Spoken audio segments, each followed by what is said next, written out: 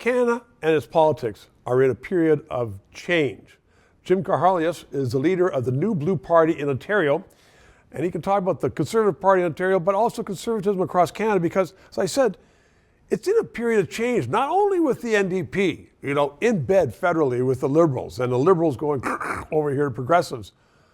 Do you think that Canadian politics generally needs a kick in the pants? Well, the one thing that my wife, Belinda Karahalios, and I have seen in politics is you used to be able to trust the system. If you wanted to make a difference, you get involved from the inside of the established parties, right? And you could change the parties if you wanted, well, or make some...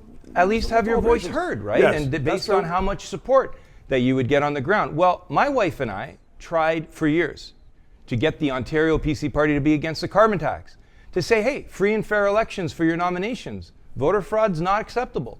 And then my wife stood up against a drug injection site in her riding of Cambridge and finally voted against Doug Ford's lockdown bill. Well, the PCs provincially said that was too much for them, and they kicked my wife out and 19 others from the Cambridge PC Riding Association, and they've totally clamped down on free and fair elections to determine their candidates. So there is no way to get involved in the political process without starting a new party at this point. So is the party system too strong that does not allow for any distinction or any free voices in it?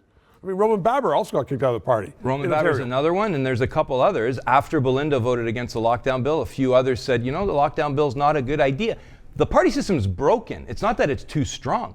If the PCs and other parties followed their rules, had open and free nominations like the PC Constitution calls for, had conventions to elect their executive, then you wouldn't see a lot of what we're seeing with different voices. But whether it's Justin Trudeau federally with Jody Wilson-Raybould or Doug Ford with Belinda Karahalios, you're seeing even strong women that step forward to represent their constituents. They have things that they believe in, like my wife did in the riding of Cambridge, and they are punished for not towing the party line. But you know what? Throughout history in Britain, there have been people who have lost everything, with the whips on over there. It's powerful. So are you saying that we need to be more open and free and democratic?